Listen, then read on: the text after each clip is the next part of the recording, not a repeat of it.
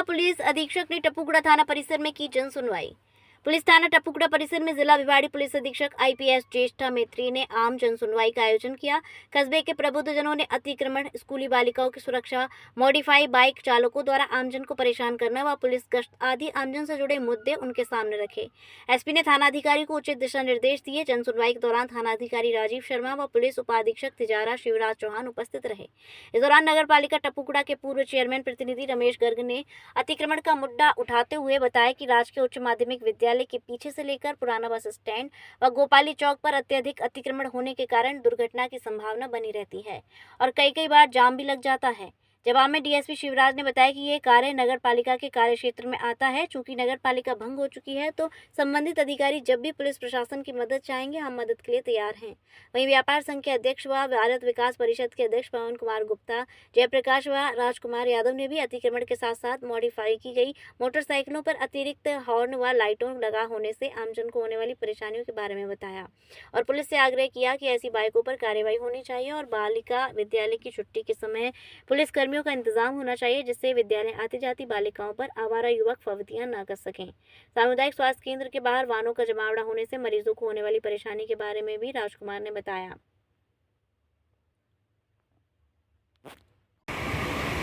या आप लोग डर रहे हो कि इनके सब कुछ बोलेगा बाद में हमें झेलना है। देखिए, सबसे पहले तो मैं आपसे वैसी ही बात करूंगी जैसा मैं अपने परिवार से बात करती हूँ। सबसे पहले हमारी न्याय व्यवस्था का पहला सिद्धांत ये होना चाहिए कि न्याय लगना चाहिए कि हमें मिल रहा है। बहुत धन्यवाद श्रीमान जी। मैं पुलिस प्रशासन और जितने भी पुलिस के आला अधिकारी हैं उनको अवगत कराना चाहता हूँ कि अब पेपर का टाइम है। बोर्ड की क्लासों के पेपर चल रहे हैं 8वीं क्लास के। कुछ मनचले लोगों की वजह से पेपर देने में बच्चे असमर्थ हो रहे हैं। कारण क्या है कि नशा का कारण, जैसे भाइयों ने बताया, अवैध शराब, अवैध गांजा ये बिक रहे हैं। जैसे कि हमारे मेवात जो क्षेत्र आता है, मेवात क्षेत्र के अंदर शिक्षा की बहुत बड़ी कमी है क्योंकि वहाँ स्कूलों के अंदर टीचर नहीं है। टीचरों की कमी होने के कारण हम इस कस्बे में अपने बच्चों को भेजते हैं। तो बच्चियों को जब पैदल हम भेजते हैं, मजदूर वर्ग का जब जिसके पास संसाधन नहीं होता वो पैदल वर्ग बच्चियों को जब भेजता है, बड़ी स्कूल, गर्ल्स स्कूल में जब बच्चियां जाती है, सुबह का टाइम होता है तो अवैध शराब की दुकानें, अवैध शराब की गांजे की दुकानें, मनचले लोगों का रास्ते में जमावड़ा, ये आए दिन देखने को मिलता है हमें। और टपुगड़े कस्बे के अंदर 3 जगह अवैध शराब बिक रही है।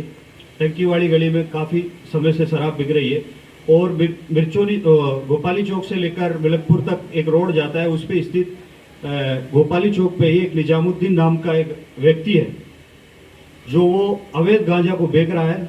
और उसके अलावा मैं आपको अवगत कराना चाहता हूँ कि श्रीमान जी इस बात को सुने। और उसके अलावा कि रमजान का एक पाक महीना है, इबादत का महीना है, ईद का त्यौहार है, नवरात्र का त्यौहार है, तो जैसे भाई ने बताया कि बूचड़खानों को बंद कराया जाए, उसके विषय में हमारी भी एक सुनवाई की जाए कि जो ऐसे भी मार्केट में धूमधाम से मुस्लिम समाज के लोग खरीदारी कर रहे हैं, कुछ मनचले लोग आए दिन उनके साथ, लड़कियों के, बच्चियों के, बहनों के साथ आए दिन मनचले लोग कोई कुछ ना कुछ हरकतें करते रहते हैं, इन पे लगाम लगाए।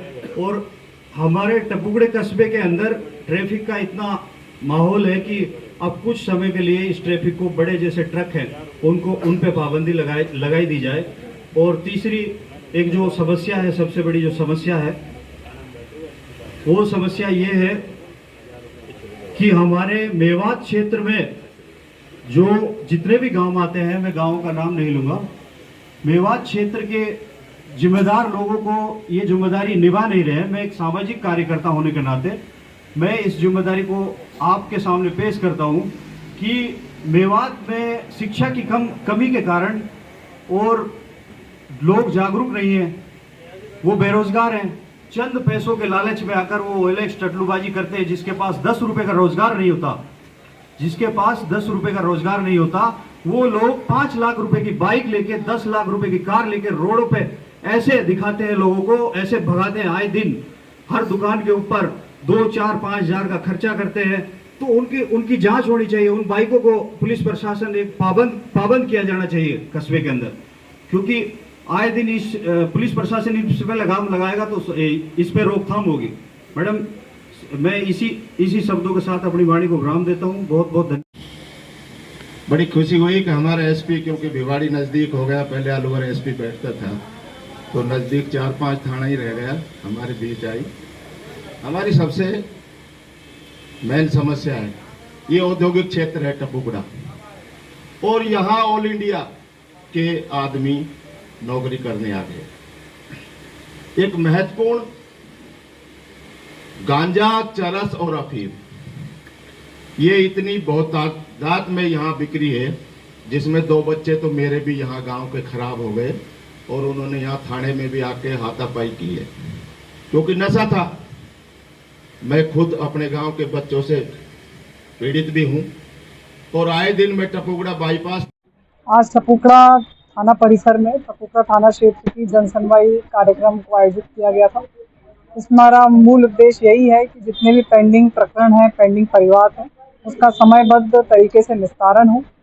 आमजन, सभी जनप्रतिनिधि, सरपंच साहिबान और भी जो प्रबुद्ध जन हैं, उन सभी से वार्तालाप हो। पुलिस की कार्यशैली, पुलिस की कार्यप्रणाली, उसको लेकर हम फीडबैक लें और कैसे पुलिस प्रशासन और आमजन, सभी प्रबुद्ध जन मिलकर कैसे व्यवस्था को सुचारू बनाएं, जनता के प्रति जवाबदेही तय हो, इसको लेकर आज हम मीटिंग रखी। मैडम, हमने काफी जनसुनवाई आपकी देखी, पुष्कड़ा की बात करें, तिजारा की बात करें, हमेशा हर जनसुनवाई में नया नवाचार होता है। अगर टपुकड़ा की अगर बात करें, कुछ अलग से कुछ नवाचार आपके द्वारा किया।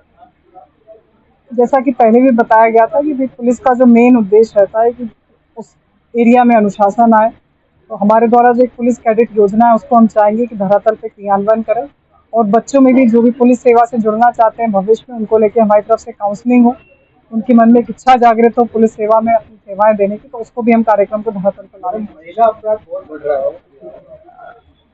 ऐसी कोई भी बात आती है तो वो पीएचक्यू के भी दिशा निर्देश है और हमारे भी क्लियर डायरेक्शन है कि उसको एटमोस्ट गंभीरता से लिया जाता है, सेंसिटिविटी के साथ लिया जाता है।